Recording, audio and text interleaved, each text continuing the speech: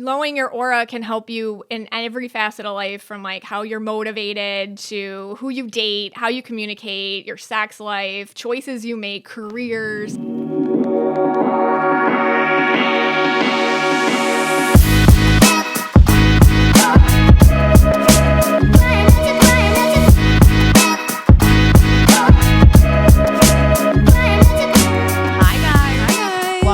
Episode of Girls Gotta Eat. Welcome back. February. I have the biggest cowlick. I just want him to get him on this side. I wore a headband today. It's my first headband. Yeah. And it's ever in recording. It's ever. Uh-huh. It's a milestone. 6 years in. Jeans. This is a new you. Then headbands. Yes. And it's February. It's February, your my favorite month. It is the month that we start the podcast and so many things. So shortest month. Used to be the coldest month for us. Not anymore. Yeah. Sorry. So we are out here in Feb. Yeah. Sun shining. Cowlick's popping.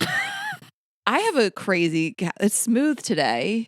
Oh, you told me this and I've never noticed. And Tessa said, because it doesn't affect you, you didn't notice. And It's I was in like, the back. that's everybody on Earth. Isn't that everybody on Earth? If it doesn't really like affect you, I'm not thinking about your cowlick. Well, but it's one of those things of like when you see it, you can't unsee it. Like I told Sparkle Eyes, and now it's like the third thing in our relationship. It's the third partner in our relationship is my What is that called? It's like when you like you've never seen it ever before and suddenly it's everywhere. Okay. Like, and you know what I'd never heard of is people in New York call it when it's like really cold, they say like it's brick. That's new, I think. No, it's not new. It's old. Oh, it's old. It's old. It has a resurgence. I just have been seeing this. So yes, I'd never heard of this. I was like, that's not a thing. And then my friend Dara was like, it's been a thing your whole life. Okay, great call on that. Yes, and now I'm seeing it everywhere. Yes. It's a Queens thing. It's a Queens thing. So I wasn't born and bred in New York, so maybe I was never bricked up. Bricked up. Bricked up also means hard, right? Like a boner. Yeah, like if a guy's bricked up. And like a brick house. Why are bricks in so many metaphors? Metaphors, weird. And if you guys are watching on YouTube, which you should be, you will see Azul. Azul, welcome to the couch. And we did another angle from Rayna's side. So let us know which one you prefer. Okay. Thanks to our partners. Thanks to Buffy for supporting Girls Gotta Eat. Buffy makes award-winning bedding that's soft on you and soft on the earth. For $20 off your Buffy order, visit buffy.co and enter promo code GGE. Yes, and thanks to HelloFresh for supporting our show. Go to hellofresh.com/GGE-free and use code GGE-free for free breakfast for life. One breakfast item per box while subscription is active. And thanks to AG1 for supporting GGE. Try AG1 and get a free 1-year supply of vitamin D, 3K2, and 5 free AG1 travel packs with your first purchase at drinkag1.com/GGE. Okay, we were talking about this yesterday on Caitlin Bristow's podcast, which will be out soon, I hope. Oh, I can't wait. So fun. I feel like recently I've been like struggling to find the end of a sentence. And sometimes when like I'm voice noting you and I'll be in the middle of a thought and I'm like, I hope I can land this plane. And like, yeah. When I do, I like fist pump in my living room, like, did it. Like sometimes I don't know what it is recently because I sleep 8 hours a day. I get plenty of water. I'm never hungover. Like I don't know what is contributing to like my overall brain fog. But recently I have not been able to like find words and sentences correctly. I said it's because of the fillers. I got temple filler. I just got it injected into my brain. No, it doesn't go in your brain. And I did look that up too. Like, because your brain, like my brain is the most important thing. Like I start to panic if I feel like I'm getting like slower or not as quick or can't find the words. I mean, when we did our blooper reel, we did a whole chunk of me being like, what's the word again? What's the word again? What's the word again? Like I get frustrated with myself. Because I pride myself on being like an intelligent person who talks for a living and wants to find the words. Totally. And I want to always improve my vocabulary. So I have been like, I've got to work on this. And I will say I notice a difference when I've been reading more and when I'm just been rotting on the couch watching TV more. I stay reading though. What's my excuse? Well, but like fairy books. Maybe you need to go back to your old days, your nonfiction days. Well, yeah, I did used to read smart people books, and now I read fairy books. What did I read this month? Lessons in Chemistry, Tomorrow, and I'm in the middle of Fourth Wing. Those are my 3 books we're recording this a few days before February as we record, but those are my 3. Do you think I'm just dumber since I moved to California? People say that too. Well, do you think it's the sunshine? Like I do feel more alert when it's bricked up outside. You don't have a choice. You Yeah. have to be alert. Like I when I'm cold and a little hungry, I'm sharp. You always say that when you're hungry, you're sharp. I am not. And I'm not saying you should starve yourself, but there's been a couple times. I realized that doing stand up and then doing our shows. And then I think I was even talking to like Ted Jones about it, a friend of ours. And you have some clarity when you're not full and digesting food. Everyone knows what it's like to be full and be sluggish. But we used to eat right before we went on stage a lot. And I don't do that at all anymore. I have like a late lunch, like afternoon, 3 or 4, and then we do our show, and then I just go ham afterwards on like hummus and vegetables, and elbow pizza. deep in that shit. Yeah, always. Yeah. But yeah, and then there was this one time I like was doing a stand-up show, and I walked in. I was like, I'm starving. I need like a bite of food. I'm about to just pass out, and I had to go up on stage, and I crushed it. And I was like, I don't remember that, but I know it was amazing. I like blacked out up there. You have said this for years. I do not relate to this. When I am hungry, I'm like, do I have thoughts in my brain? I'm not even thinking about how hungry I am. I'm just like, nothing is coming to mind. Also, can't go too far in the other direction. If I am full, Forget it. that will be living on my brain. That's it. There's a line. You know, if you're really hungry, then you're getting into hangry territory. Yeah. That's the only thing you can think about. Like, yeah, for sure. We've all been around me when I'm like, if I don't eat, everything's canceled till I eat. But there is a point of kind of empty body clarity. That I believe it. I want you to explain this to me because also when we're on stage, I have never had to poop on stage. I have never had to fart on stage. I have never felt hungry on stage, but I have to pee so bad, like with a vengeance in the last 20 minutes of our show. Always, I think my brain's like, it's time. I feel like I'm going to throw up sometimes. I have to pee so bad. But It's other than funny that, no you feelings. said you've never had to fart on stage. Like, I think everybody can go 2 hours of the day and not have to fart it out. I don't know.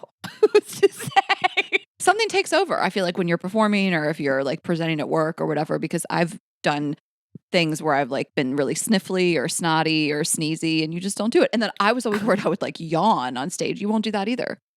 You're like, you're going on adrenaline. Your body knows. Yeah. And just a reminder, guys, next week is Valentine's and Galentine's. So treat yourself, treat your partner. We have tons of really fun stuff at our other company, Vibes Only, which is our premium sex toy brand. And we sold out of the cock ring in like a day. Yeah. So you stormed the store. You really did it. Yeah. You guys really wanted that dick. Freaky deakies.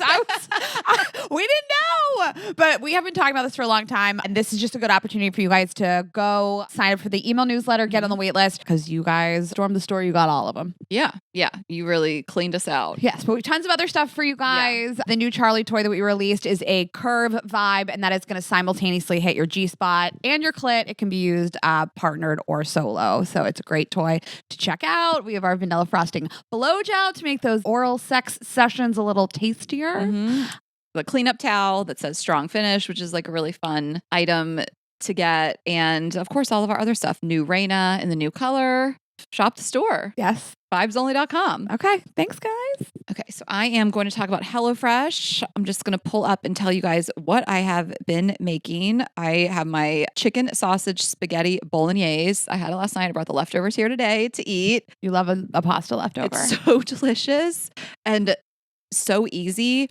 And then tomorrow night, I'm going to make my street cart style turkey bowls, which is a fave of mine. 20-minute meal, so easy. And then I also did one of their lunches this week. I did sweet and spicy rainbow edamame rice bowls. And that is just going to be a quick 10-minute total, super easy, super light lunch, just easy and really healthy and good for you. So no more staring blankly into the fridge, wondering what to make for dinner. Give HelloFresh a try and dig into their biggest menu yet with over 45 recipes to choose from each week. Go to HelloFresh.com/GGEFree and use code GGEFree for free breakfast for life. One breakfast item per box while subscription is active. So you guys know we love HelloFresh. I've been using it for years. I make these meals every single week. I do the dinners. I do the lunches. Again, there's these quick and easy 15-minute recipes. And then there's also, I did a soup last week that was like a dinner, but it was also just 15 minutes. It was just like tortellini, turkey sausage or chicken sausage or something soup. It was delicious. That recipe is very hot right now. Like a Tuscan tortellini soup. Each HelloFresh box is packed with farm fresh ingredients. Everything arrives pre-portioned right to your doorstep for less hassle and less wasted food. Again, you can really make these meals as simple or as difficult as you want. You really want to test your skills. You can do something that is a little harder. And they do tell you the difficulty level on every menu. And we love their marketplace. I love their chicken breasts, like already cooked. I was telling you how good they are. I didn't know they did that. And that's amazing to know that it comes good, because sometimes you get them and not from HelloFresh, but other places, and you're like, ew. Yeah. So those come in some of the lunches, and I can also just order them solo because they're just so good to like throw in a pasta or throw in a salad. Again, these recipes are incredible, delivered right to your door. I get mine every single Monday and I'm ready for the week. Go to hellofresh.com/GGE free and use code GGE free for free breakfast for life. 1 breakfast item per box while subscription is active. That's free breakfast for life at hellofresh.com/GGE free with code GGE free. Yes, and I am very excited to talk about Buffy today. Buffy makes award-winning bedding that's soft on you and soft on the earth. I just got all this Buffy stuff recently. I redid my whole bedroom set. I'm obsessed with it. So all the bedrooms in my house are Buffy: sheets, comforters, duvet covers, everything. I do the Breeze in all of the rooms because it's California. It's a little warmer. So the Buffy Breeze sheet set and the comforter, it'll just keep you cool, but they're still plenty substantial. Like, I'm not cold at night. Yeah. And then I just upgraded my bedding in my bedroom, the Breeze sheet set. I decided I wanted to do like a pop of color, which I've never done. Oh my God, I And know. so I ordered some different colored sheets. I have the redwood and I also have earth of the Breeze sheet set. I've never felt sheets that are so soft. Like, you feel like $1,000,000. Like, sometimes I don't want to sleep naked because I'm like, what if somebody breaks in? And then I get scared. But I can't not sleep naked when I'm in these. That is so funny. Like, Someone breaks in and you're just out in the streets wrapped up in your Buffy sheet. I mean, if you had to run out, you would just have to grab your sheet. Take the Buffy sheet. Yeah.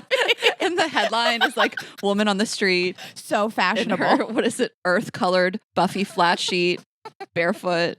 What if I took the Escaping a sheet? burglar? Yeah. You'd be running through the streets in your sheets. Ashley in the streets, right in the sheets.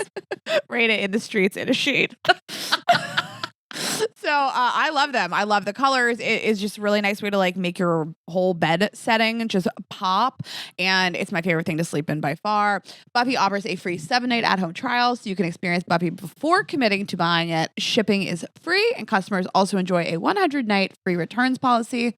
For $20 off your Buffy order, visit buffy.co and enter GGE. That's buffy.co, promo code GGE for $20 off. And if you're newer here, every single thing is on our website, all of our partner codes. Tessa works tirelessly every week to make sure those are all updated, and all of our episodes are there as well and everything. Like today, we have a former guest on the show. And if you're like, I wonder what episode she was on before, you can search it and find it. Okay. Okay. You said that you want to talk about this thing. I'm very excited. I feel highly motivated. Okay. And then I have like another story to tell you, but I want to talk about like fashion trends on TikTok. Yeah.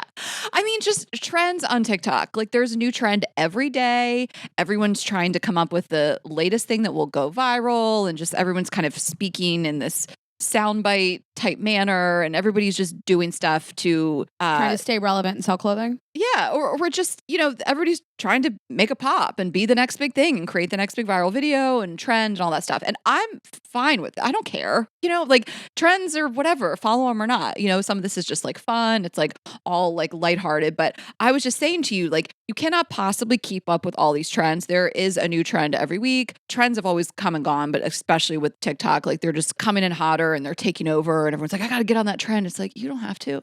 Like when quiet luxury came in, people were like, oh my God, like, you're like, I dress like a cheap slut and I love that look, or I'm just out here just half naked all the time, living my truth. It's like, that's fine. You don't need to be wearing, a baggy trouser and a baggy sweater. Yeah. And like cardigans and pearls. Like, if it's not organic to you, and then like the clean girl aesthetic. And a lot of these have been done before, and they come from a certain type of like culture. They come from like a past trend. Like, I remember when flare jeans came back when I was in high school, like in the late 90s, my mom was like, what?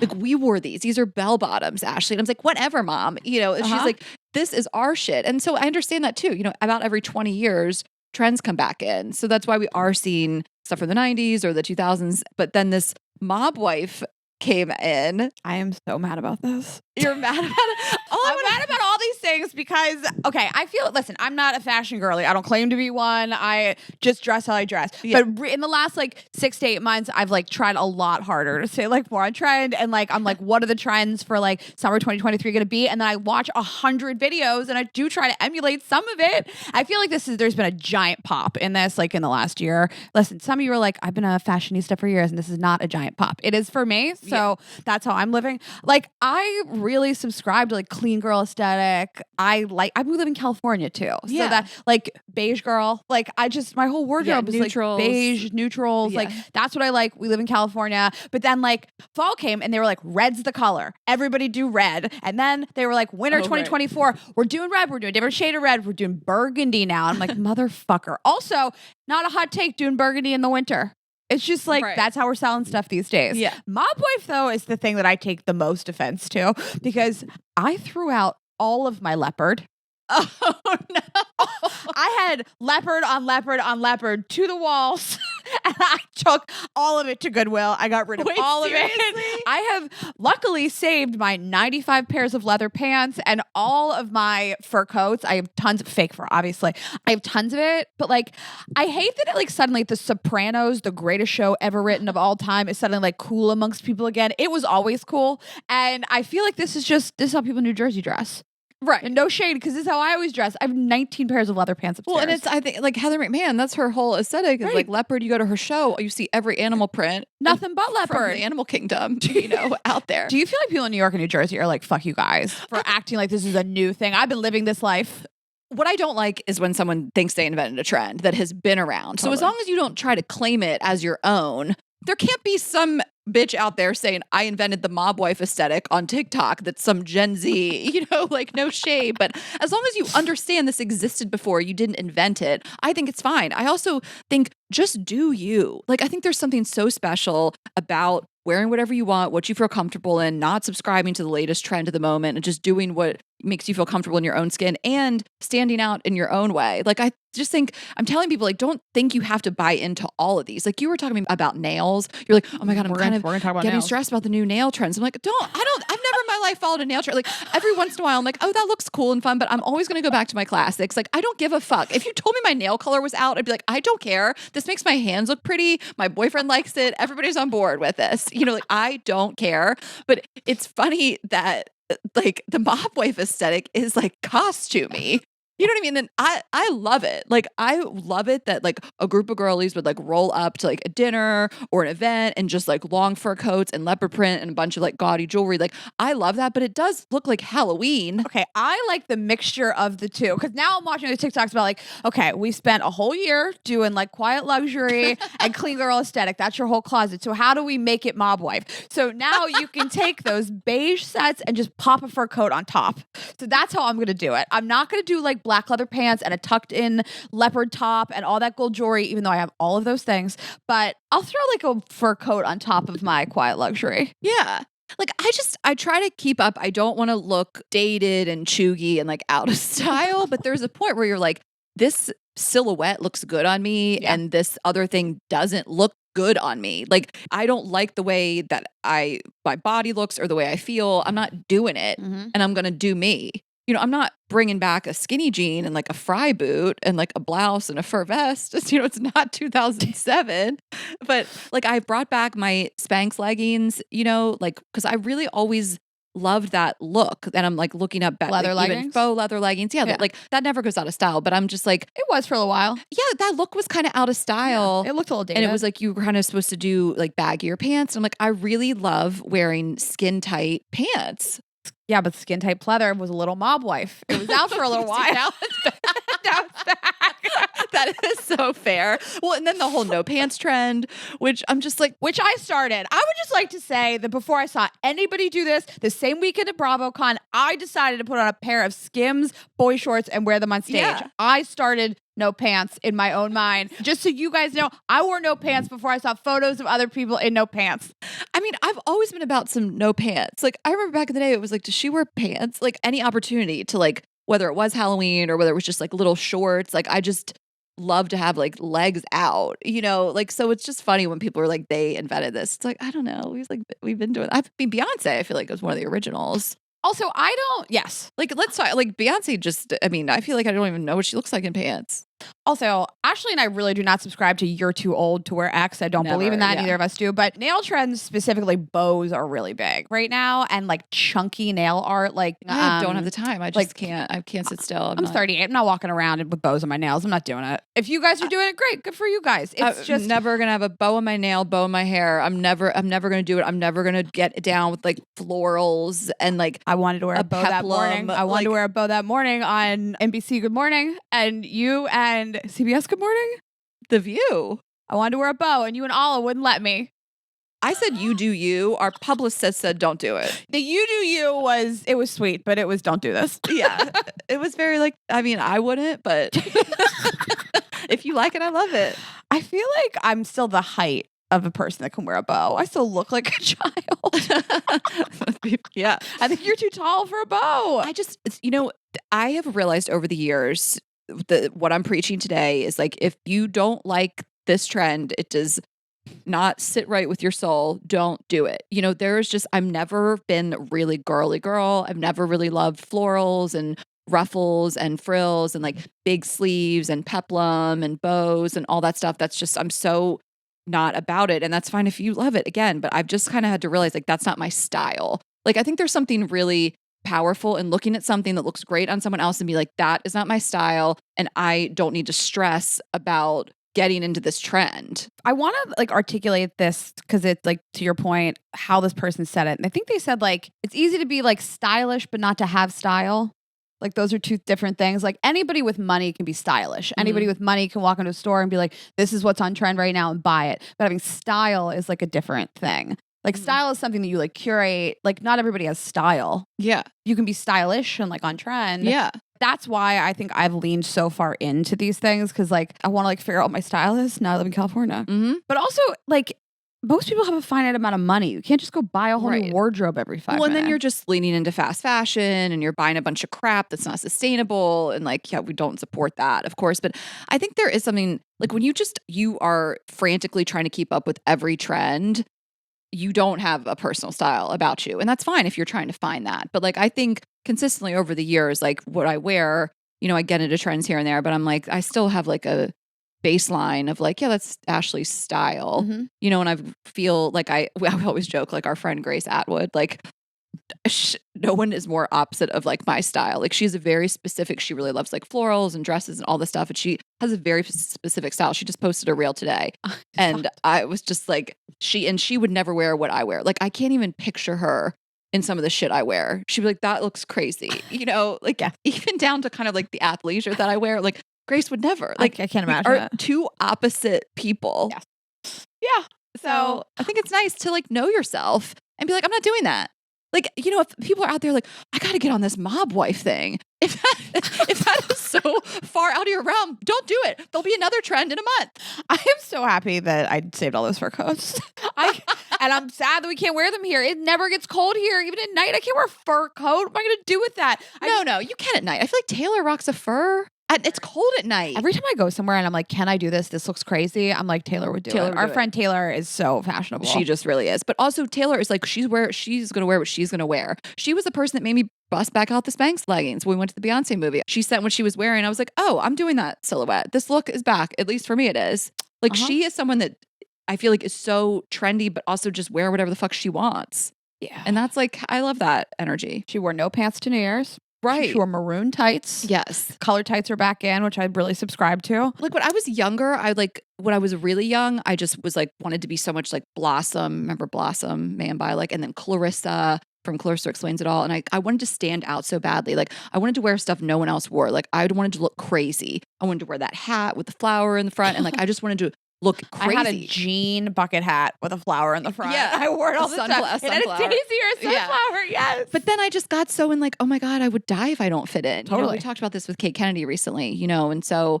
I think there's something so special about being like, I don't want to fit in. Okay, there's a couple styles. I want you to think about it too for you. That like if they came back in, if it was like what everybody was wearing, you couldn't go to a restaurant without them looking up your Instagram, making sure that your style was good. Like if these things came back on trend, what would you never do? My two are peplum tops because they're disgusting. Yeah, I've never liked a peplum. Gauchos. Gauchos. Tessa. Shout out to Clayton.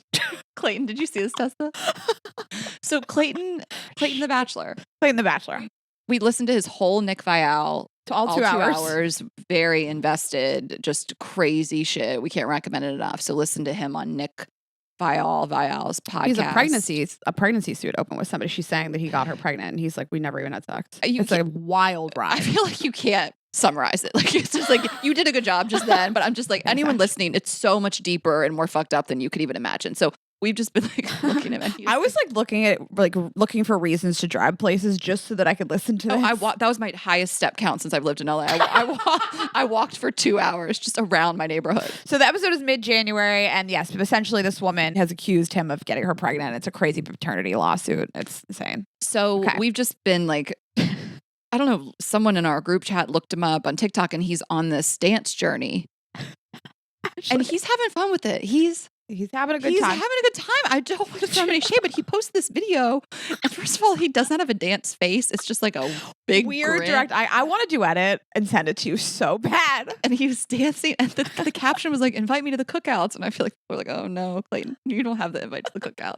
And he's wearing these gaucho pants, and I don't understand it. I don't understand it. He's at least tall enough to pull off a gaucho. Like, I need something that's gonna lengthen my body. I mean, I wish we would have talked about gauchos with Kate Kennedy, because this was like the style of the early 2000s. This was a very specific period of time. They like came in hot and like left, it was so quick, but it was really such a weird style. And like, I would do gauchos with like 2 tanks, obviously, or maybe like a tube top. I had some long tube tops. Oh, you didn't tuck them. No, I'd wear I had these longer, one from R&B. I had like a longer tube top that went down like below my hips, and then I'd put a belt over that. 100% of the time. It was the belt woven. The woven, yeah, it was gold. Belt. Always gold, but it was like it was like chipping. Yeah. Yes. It was like silver gold. Flakes are coming off of it. Yeah. The wet seal, and it was chipping, and like, I did not want to have a waist at all. I had an untucked shirt with gauchos why didn't I tuck the shirt in? Like, you were tucking into gauchos. What do we have against having a waist? Yeah, well, one of the worst trends was like bubble dresses, like just bubble shirts and like bubble dresses, just like a big bubble, like a sack. Yeah, because I had like a shiny triple sack. F titties, and I looked like I was just walking around in a tent. I looked insane. So gauchos, but the number one thing that I will never do that I hate it so much. I hate it in evening wear. I hate it in shirts. I hate it in everything. One sleeve or one strap tops. I hate them so much. You do, yeah. I don't. I know you don't. Most people don't. And I could get behind. I don't like it, but I could deal with if it's sleeveless and there's like one strap on an evening gown. That's the only time I could deal with it. Okay. One sleeve, a sleeve. Let me walk around with one sleeve. I feel like I'm deregulating my body temperature. That's what I mean. I actually feel like my body is like, what are you doing? We're cold on one arm, and like I'm living free on one side of my body, and the other one is just a caged animal. One full sleeve is weird. I still don't hate it. What I think is the dumbest thing I've ever seen, and listen, live your truth. Taylor Swift did this, but is one pant leg. That's not real. People don't do that. Taylor Swift, she can't dress. Well, she's doing her thing. That she wore a crushed velvet green dress with knee-high baggy snakeskin boots. She could get a boyfriend and I can't in that outfit. But here's what I'm saying. She's a perfect example. Nobody that famous dresses worse, in my opinion. In everyone's opinion. In all the experts' opinion. But I guess she doesn't care, and you love to see it. She could buy a sense of style, and she doesn't care. Like, she doesn't look. She looks pretty bad. It depends. She's a beautiful face, big head of hair. She doesn't bother to run a straightener through either, and she dresses. She could look beautiful in anything. She's just like, I'm not going to do it. But like, I think she likes what she sees when she looks in the mirror, and like, that's all I'm saying. It's like, I almost want to channel that. Dress bad if you want. Well, I mean, like the rough part is when like, this goes back to like even having our friend Lillian on as a stylist. Like, when you don't like it, you're trying to fit in this box or do this thing, or if you're trying to stand out and you're like, I actually don't feel comfortable and I don't like this look. Like, if you like it, I love it. Like, when I saw that crushed green velvet dress, like that outfit, and it was this throwback look, but it just wasn't serving. It really just was so odd. But she obviously is feeling herself. People relate to it, you know? Yeah. I feel like people like it. I kind of like, that's what I almost like, is it makes her more relatable. Everything about her is super relatable. I mean, I'm a huge fan. I talk shit on her every week. I'm a huge fan. Yeah, so that's for me. Gauchos, if they came back, peplum tops. And I don't think they serve my body. I'm short. At least I have what I would call extreme proportions. I'm 5 feet tall. I have a very tiny waist, and I've had enormous boobs my whole life. So like certain things just don't do anything for me. Yeah, exactly. So Yeah, one strap. Okay, what's your things? If they came back in style, you'd be like, I'm not doing it. I would never do this. I mean, absolutely layering shirts. What is that word? What does that word mean? Layering? Layers.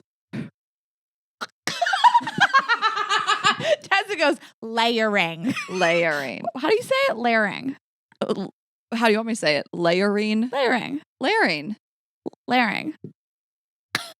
Layering. You knew exactly what she meant? Yeah. I thought you meant it was like a fuzzy fabric or No. something. Yeah, like layering like two tops, like two tank tops. Yeah, like why did we do that? We just bulked ourselves up. Why did we do that? Honestly, I'd like to just Add more bulk. add more bulk.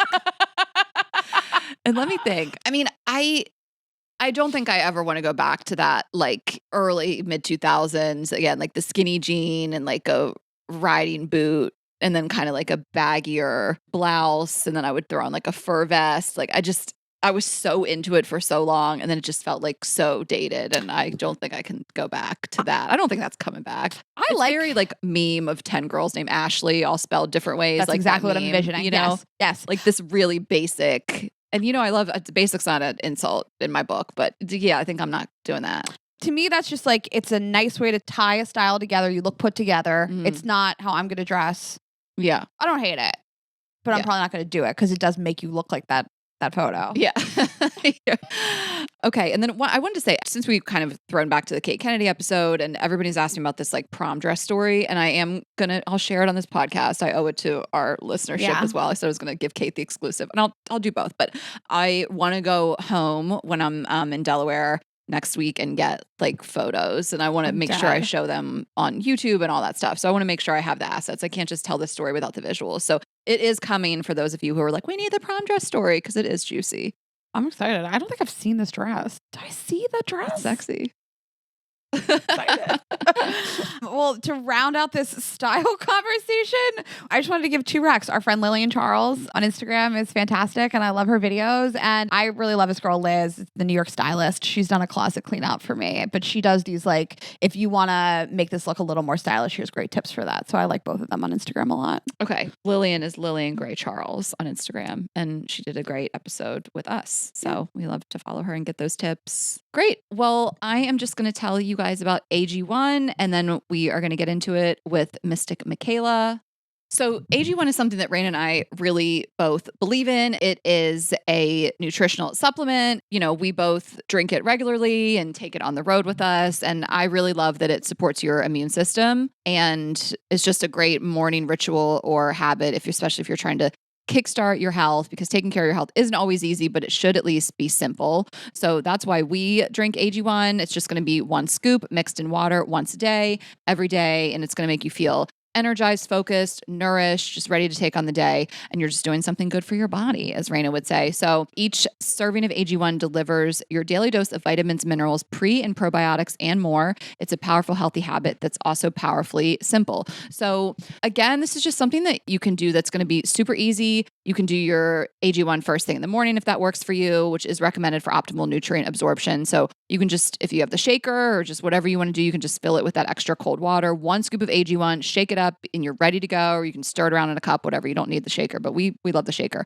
And it's just really easy if you're short on time. And the travel packs are great too. Those are what we bring with us on the road. And it really has just been an essential part of our routine at this point in your life.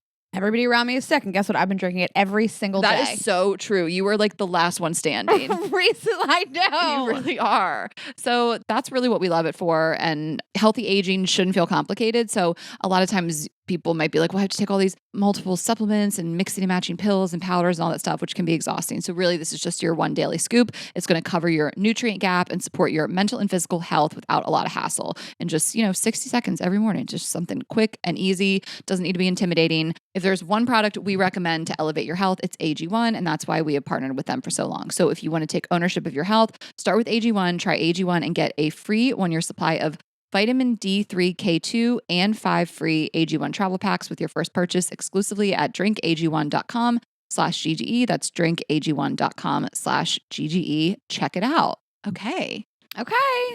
All right, guys, we are so excited to welcome back this guest today. She is a 4th generation psychic medium who specializes in reading auras, which we're going to get all into today. She is the host of the popular podcast, Know Your Aura. She is a thriving practice of personal clients and hosts workshops and events as well. She is the author of multiple books, including her latest, What's My Aura? Learn Your Color, What It Means, and How You Can Embrace Your Unique Energy Signature, which we're going to do today. Please welcome back to the show, Mystic Michaela.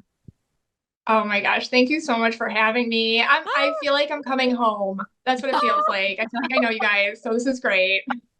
I feel like Love this is being just like unbalanced because you can see our auras and we can't see yours. It's just like, it feels like we're naked in front of you and we don't know anything. You know what it is? Like, it's just a vibe. Like, if you can feel people's vibes, it's the same thing as aura. I just happen to see it too in color, but it's really just about feeling people's vibes.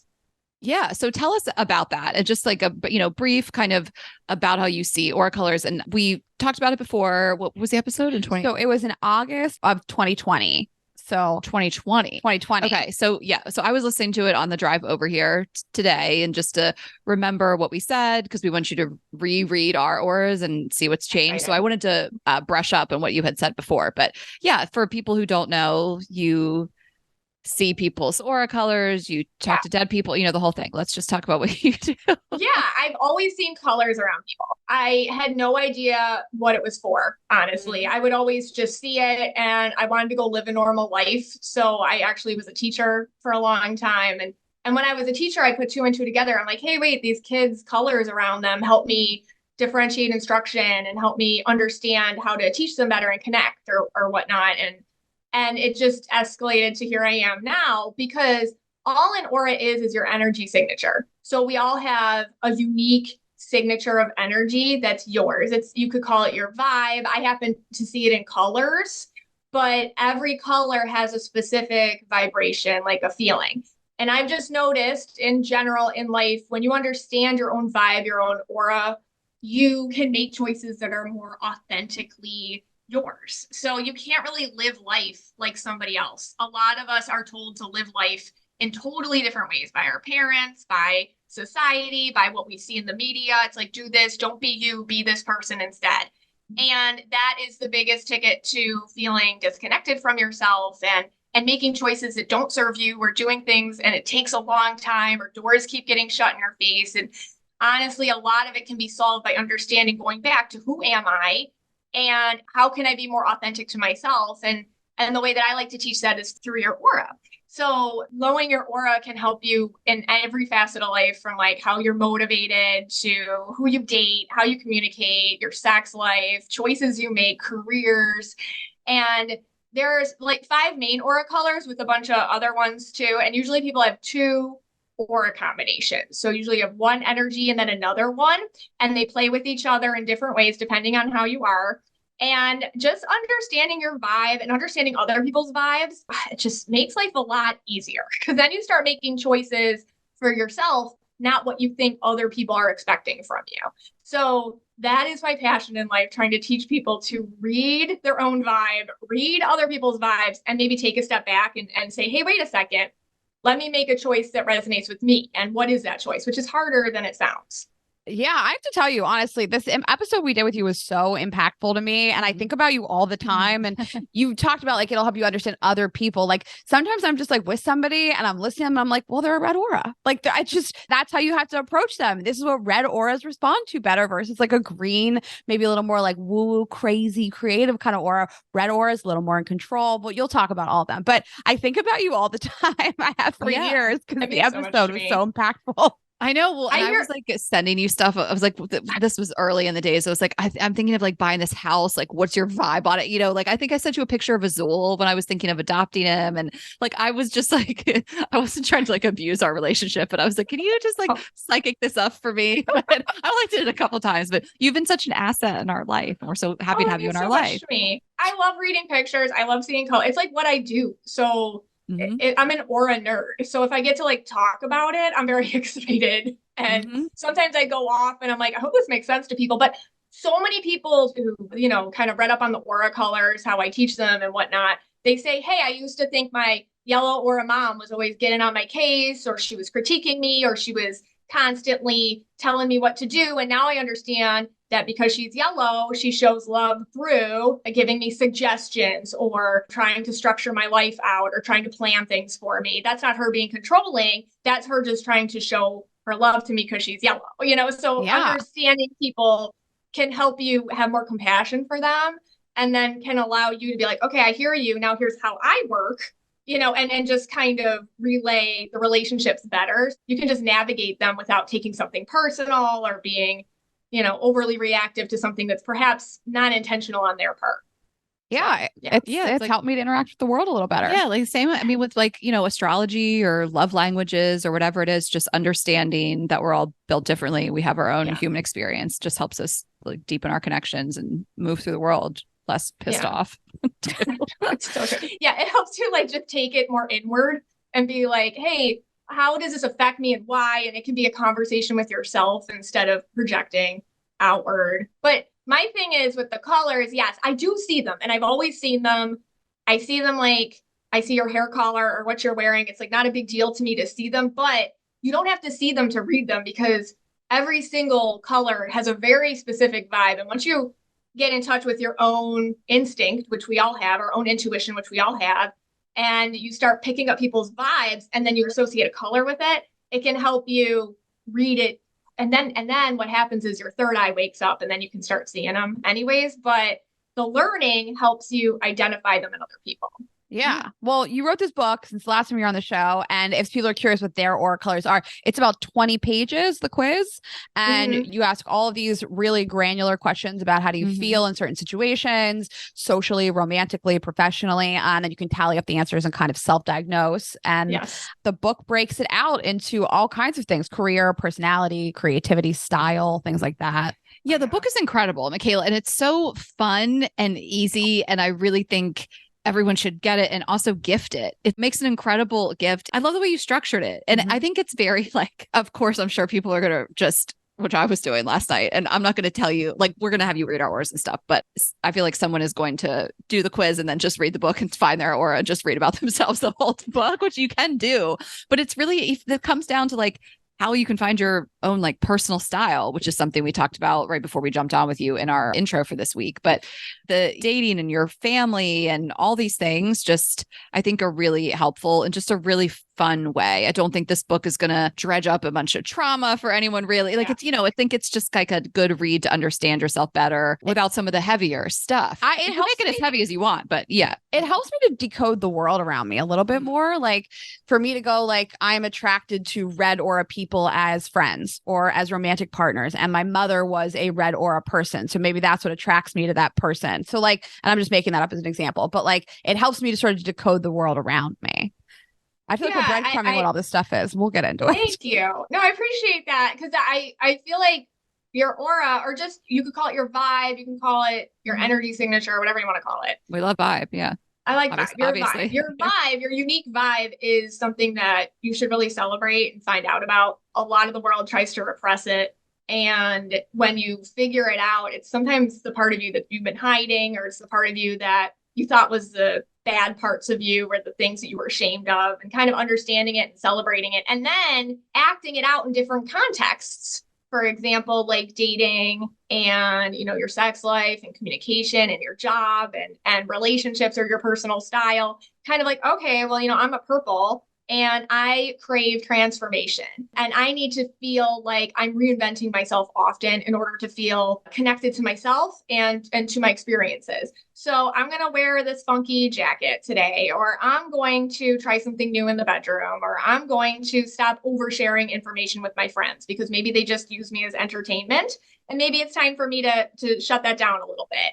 So just seeing how it impacts you in different contexts and then working with it to your own advantage, I feel like is that's really what I wanted to put into the book. So I'm so glad that you saw that. And it means a lot to me what you say. So thank you. Of course. We love it. Let's just run through the 9 aura colors. We have more than the last episode with you. And just briefly, just give us a few adjectives and strengths, weaknesses, whatever, just to describe each one. So if people are listening, they're not going to stop and take a break and take the quiz. It might resonate with them for the duration of the episode. Yeah. So reds are like logical, authoritative, take charge leaders. They just have good animal instincts, you could say. Blues are naturally empathic, caregivers. They're very sensitive. Yellows are organized, curious. They love learning and they love self-improvement. Purples are creative, intuitive, a little rebellious. They crave change, artistic outlets. Turquoises are very compassionate, like old soul healers. Like these are you'll find them at the thrift stores. Like these are the people who are doing Reiki and acupuncture and whatnot. Indigos they're like blues, but they're extra absorby. So they kind of do healing work, but more one-on-one. So I'll see a lot of indigos as speech therapists, for example. So they're very one-on-one with the healing. Pinks are optimistic, loving energies, childlike, a little bit naive. Pink women get picked on a lot by society. So they're very easy to find in like Pam Anderson is a Britney pink, Spears, for example. Yeah, Britney Spears is exactly. Cardi B's pink. I mean, they get usually picked on a lot for their just feminine nature, their sexuality or whatnot. And then oranges are competitive, power driven people who are usually find them in business and they crave all sorts of interactions in that world in order to get ahead and feel empowered. So those are the aura colors I cover in the book. I talk about some other ones too, but those are the ones I really like dive into. And yeah, like I said, usually you're a combo of 2 of those energies usually. And your Instagram is great. You mentioned a bunch of celebrities. You really break down celebrities' auras and the couples' auras and things like that. So it's a fun Instagram account. I know, like lately, whenever I see like pictures, it's just like, I always wonder, like, does anybody care? But I'll see a picture and I'll see like people's auras like Taylor and Travis. I'm like, well, what are they? I gotta know. I might have missed it if you posted about Taylor's yellow, purple, obviously yellow. Travis, yeah. I Yellow, mean, that Mastermind song, like all that, you know what I mean? Like she planned this out. Like this is yellow aura. I mean, she's direct. She knows what she wants. She's professional. She's got her crap together. She's got her moves laid out. That's very yellow. And she's purple too, so it's creative. And then Travis is purple blue. He just feels like very sensitive. I feel like he went through a hot mess purple period before he met her. And he's like, for that meaning, he just threw it all. Like, all right, I'm going to live out my purple boy days. I'm a football star. Here's ladies, doing all that. And I think now the blue's taking over and it's like, all right, I want connection. I want something more stable. I want a relationship like that. So, and what's funny is a lot of yellow aura women get shamed for being like organized or neurotic, direct, uptight. Yeah. Or future thinking, like, especially in relationships. Like I see a lot of yellow aura women being like, oh, like they're sitting at the first date. They're like, this could work. How much money does he make? How many kids are we going to have? Like, that's just how yellow auras are. And that can scare people off or they can get a bad name for it, but that's just how they are. But his mom's yellow. Travis's mom's yellow and his sister-in-law is yellow too. So I feel like he's not scared of yellows is my point. So I feel like they work, Yeah. Just so people know how legit you are at reading photos, we are going to do this with you later. But the last time you were on the show, Ashley and I gave you in the moment 2 photos of somebody we'd been romantically involved with. And you described them with no background information to a T. I was crying. We were moved to tears. It was like really emotional. We'll do it again today. And it probably won't be as emotional. It's my favorite thing to do. Can we read ours? All right. So I haven't read you guys officially in like 4 years, obviously. And things have, okay. So I'm going to start with you, Rayna. All right. So you're purple blue, but there's an additional color. And we have to talk about this. Okay, so you did purple before and I related to it. I feel very much like I'm creative. I always want to change things. I will throw on a weird jacket. I'm like, what am I doing? Should I do this? So I really related to that, but you said it's changed a little. It's changed a little. And I feel like back then, I mean, okay, how do I put this? There was like a merging of the energies. And so the blue is a little darker than maybe it should have been. And so with you, for me, that can indicate just going through emotions or like I'm not quite sure, or the ups and downs, and feeling almost, and if I'm using the wrong words, just move me around, but like ashamed of sometimes feeling as strongly as you do, or wanting to compartmentalize it, or wanting to put in a box or fix it or something like that. When I see you now, your colors are very balanced. So it's like a more muted color, but they feel calmer. So to me, that just means a lot of self-control, a lot of growth, a lot of awareness, and a lot of your ability to kind of take what you have and say, all right, I'm going to work with this. I'm going to transform with this. I'm going to do something with this that's good for me and good for other people. But you have a little bit of yellow in you. And it's really sparkly, and it's not a ton, but it feels like it's your little assistant energy. So I get with you that you have your creative, you have your empathic vibes, and then you have a little assistant aura that comes through and puts it to good use and scaffolds it. And overall, I just feel like you've found a piece of yourself that feels to me extremely good with you, if that makes sense. Like, I love me. I'm good with myself. I feel very good. Like that kind of just stability, that anchor. And it feels very calm. But I feel like while you're sharing and you're here and you're very in touch with everything, I get that there's a bit of a curtain where there wasn't one that serves you, meaning I'm going to take a step back, or I'm not going to take that the way that maybe you used to, or whatnot. So I feel like more control in your own feeling of awareness, and not taking from other people or absorbing their interpretations of you. Does that make sense? Yeah. I mean, I love everything you said. I think that I really relate to it. I've always thought I had a little yellow in me. I'm the one that sends the calendar invites when Tessa's not at work. But I'm the planner, which is like kind of crazy, but I can't send a calendar invite. Stress. You like to be in charge more than I do. Don't give me an Excel spreadsheet. Yeah, you're right. I just like to be in charge. Ashley, like I've always said, like Ashley is more of the like big ideas person, and I'm more of the like I get excited about the execution of the ideas. Not that Ashley doesn't execute ideas, but I'd rather have someone else execute. Yeah, I get more excited about like the execution of the granular details, and I'm good at it. And I do think that I started thinking about this a lot during COVID, because I was rethinking sort of my relationship with drinking. And I was like, I drink a little too much. I share too much. I'm a little too open. And I think, just been a little more calculated with what I share some of the time with certain people. And I think that's a good thing for me, because I never thought I was an obnoxious oversharer, but I did think I sort of was in a realm of where I'd just be a little too giving of things, and then I would sort of have like regret and like, why'd I say it like that? Why did I speak about myself like that I didn't love? So I have tried to be a little more controlled. Well, so what we talked about last time with you in 2020 with Rayna specifically, and with really, I feel like is a prevalent theme with purple, is some of the self-destructive behavior. And that doesn't have to mean, ruining your life. It can be, it's just kind of sometimes engaging in behaviors that aren't good for you and aren't serving you. And sometimes it can be because you're searching for something, or you're just too spontaneous, and it all kind of tracks back to the good things about a purple. But there is that layer of like the self-destruction. And I feel like when I think of Rayna, and she's talked about this really openly on the podcast, of like when it comes to dating, kind of engaging in activities like, you said you want to give up giving time and energy to men who aren't your man because you want to find your man, like that kind of thing. And I feel like you have made this conscious decision to stop doing that. And I feel like that was the main purple behavior. We talked about drinking a little bit too in 2020, but like as of late, it's kind of been these dating patterns.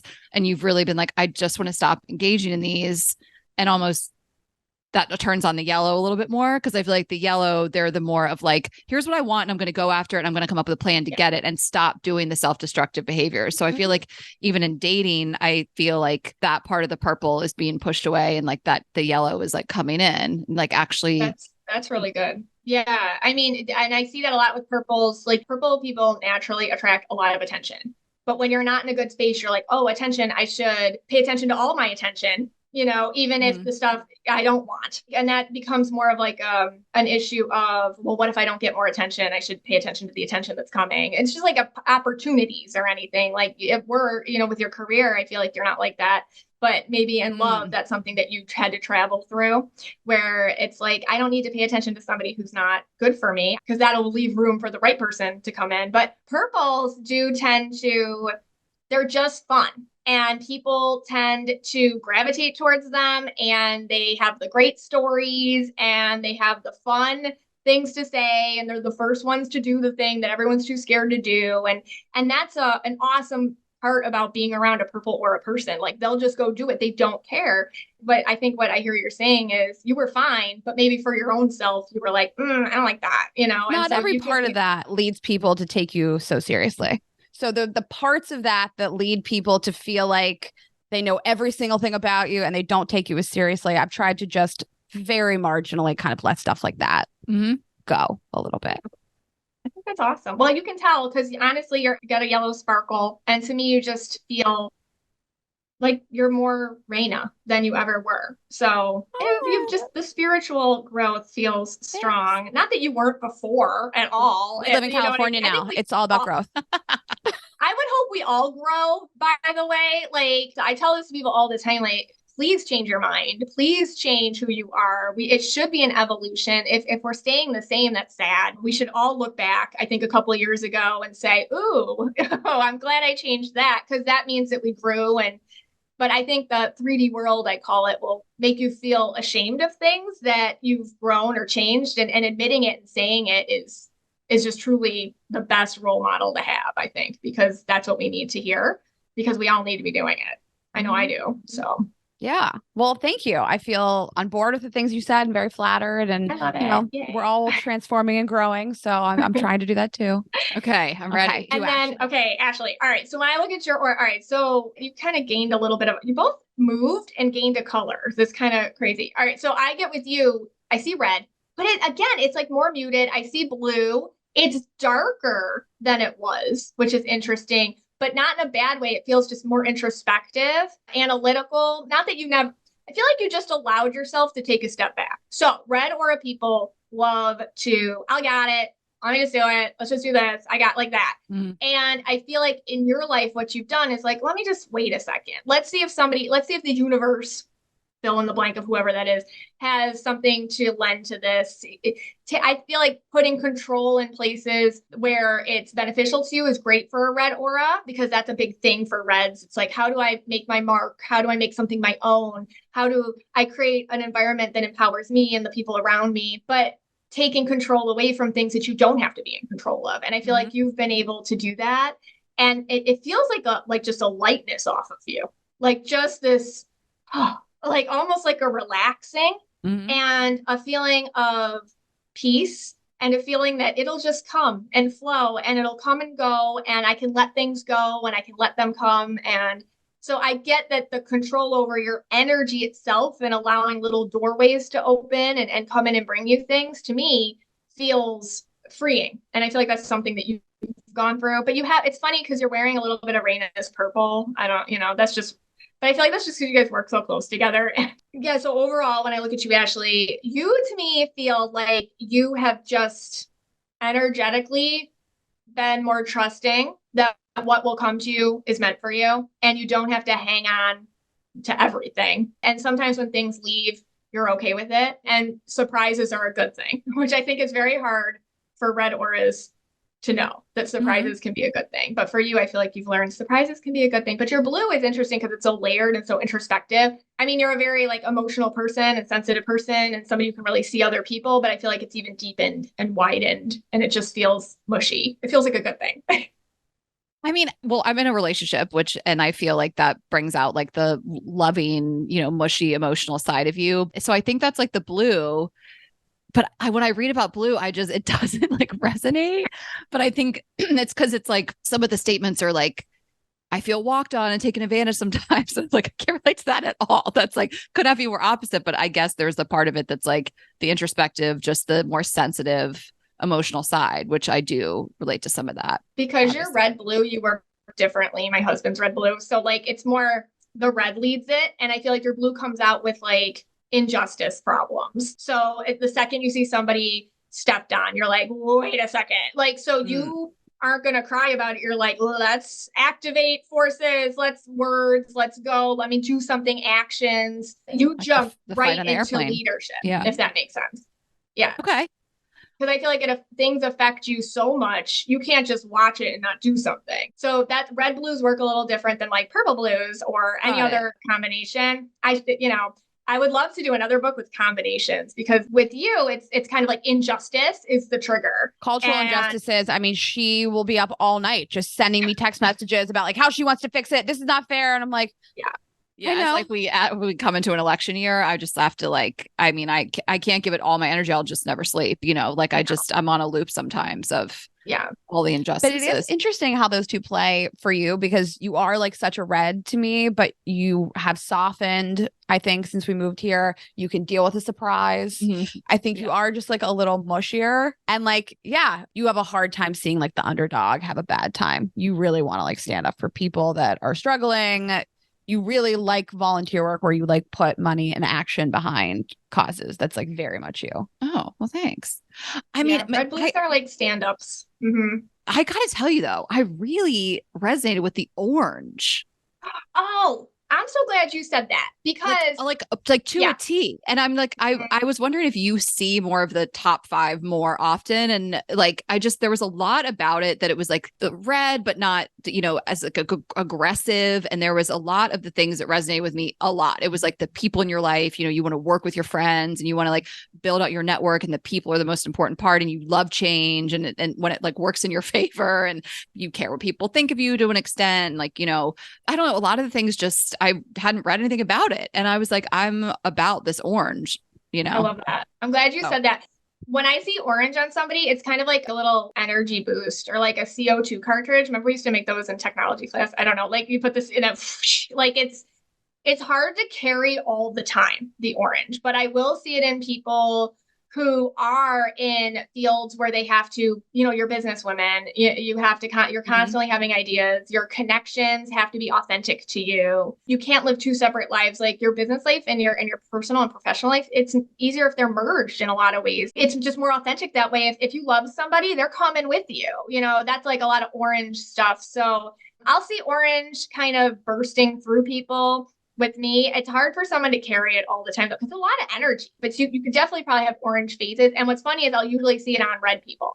So I'll see it on red people when they kind of level up to orange, but then you'll have like, oh, okay, you take a break and then you can like, something can happen. So it's very possible. And that's why I wanted to write the book because nobody knows you better than you know you. So putting it all down and having you do the self-analysis, that's really my goal with all this. I love going to psychics and astrologists and tarot readers myself. But at the end of the day, like you need to read yourself. So I love that you connected to that because that's something that does feel like you, especially when you put on your business hat and you've done all the cool things that you've done.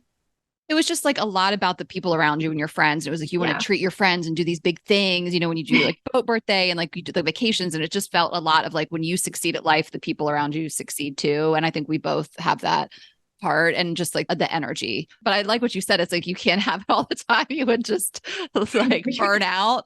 So I bet they burn out, So you're right. It's like a flame. It almost burns out. It's like you have that like supercharger cartridge on you. Yeah. I'll see it on like Jeff Bezos sometimes. Like every once in a while I'll see a picture. I'll be like, oh, sometimes like you'll see it on people and it's like a flash through them. And it's really cool because they're in a creative mode or they're really plotting ahead. Okay. I like that these things can kind of change. And I like that you can read these things and also see like other colors and say to yourself, like, I'd like to emulate these things a little bit more. Maybe I don't like these things about myself necessarily. I'd like to emulate a little more yellow. And I think that was kind of what I was trying to articulate earlier. I think in terms of like telling everybody everything all the time, I've noticed I've like controlled information a little bit differently in my life more recently. Like even people have said like, you didn't tell me about this thing. And I've thought to myself, like, well, this thing happened 4 days ago. And I've purposely wanted to sort of digest the information a little more before I just go like blurting out exactly how I feel about something. Well, that makes it a lot like sense. Making someone work to know you a little bit better. You used to say you'd like maybe be out with somebody and you'd be like, I just like went too hard into sharing about myself, where it's like you have wanted to be somebody that if you're dating somebody or you have a partner, they peel back the layers a little bit more, Yeah. And I think that like when people love you and you tell them something, they take it seriously. So I want to be conscious of like when I'm sharing something, they're going to have an honest conversation with me about what I'm feeling. And I'll give like an exact example. I reconnected with an ex very briefly for a few days. And my other best friend had said to me like 2 days ago, she said, you didn't even like really tell me about it. And I was like, I don't know that I feel great about what happened. And I don't know that I wanted to be like, this is how I was feeling in the moment, because that triggers you having this very long conversation with me. And I don't know how I feel about it yet. So if that makes sense, I just wanted to like digest how I was feeling about something before enlisting other people to give me advice, sympathy, encouragement, whatever it would be. That's amazing, because I feel like for a lot of purples, a lot of how they connect when they're in a different stage of life, and it's something maybe you find your comfort zone and you moderate it a little bit, you modulate it moving forward, is let me flame myself open and give you every vulnerability so that you feel comfortable in who you are immediately. So I'll tell you all this stuff. Now you feel okay, right? Like you feel comfortable with me, like we're good. Like a lot of it is very empath stuff where you can feel other people's feelings, and you want to make sure that they feel important or good or not nervous or not insecure or whatever. So you're like, here's all this. So you kind of taking a step back and being like, actually, I don't know what I think about it yet. So I'm going to sit. That's more blue. Because I always say like blues have to sit with something for like several days, even a decision. Like sometimes you have to sit several days with something to know what you want or how you think about it or how you process it or how it connects to you. So that's, you're kind of just describing the purple blue struggle, but also your sparkle yellow coming in and being like, let's organize this. Let's draw a line around it. Let's zip that up and make bullet points later. So we talked a lot about sex on the last one and like how different aura colors are in the bedroom, but I kind of just wanted to maybe talk a little bit more about like dating and, like manifesting. Everyone's, we've talked about like if you're trying to just date more this year or find a partner, like I'd love to just talk some more about these aura colors and their strengths and weaknesses when it comes to dating, and any tips or like, cautionary tales or strengths to lean into if you're a certain aura color. Yeah, well, all these can like apply. I'll generalize it based on your aura color, but if any of this resonates, that's awesome. Let's put it that way. So again, just like anything else with your aura, you got to do what's authentic to you. And I think manifesting in general is interesting. We talk about it a lot everywhere. And in your dating life, it's a place where you can play it out. So I always tell people, what do you want out of life in general? Like, what do you want to feel? I think is the big thing. So like with blues and indigos, I'll just lump them together. Usually, instead of wanting something like a house or the job or the whatever, like what do you want to feel? A lot of times blues and indigos want to feel appreciated or helpful or needed, or like they're in a pay it forward relationship, not just used or whatever. So I feel like in dating, the way that you can kind of use dating as a context is make sure you're not being mommy to somebody on the first date, like really pay attention to how they're talking. Are they extra needy? Also, like, don't push the conversation away from you. I think blues and indigos have a hard time answering questions about themselves or making it about them. Instead, they're really good at interviewing somebody. And that can really bring in kind of a mommy, I need a mommy energy, or somebody who is more needy. So using dating to say, okay, I'm going to answer questions about myself. I'm not going to steer the conversation away from me. Attention's okay. I can handle it. So that's my blue indigo idea. Love that. Okay. All right. With reds, we talked about this a little bit. It's control is a big thing for reds. They want to feel in control in certain areas of their life. But I think with manifesting and your dating and just creating places in your dating life in order to kind of practice this, it's where can I place control and when can I take it away? So let somebody else pick a date. Who cares if it's a bad restaurant? You can say, you know what? Because I noticed, like, are you like this, Ashley? Do you need, because every red aura I know has to pick the restaurant. Is that a you thing? Or are you okay with not picking it? So I want to do what I want to do. And but here, let me finish.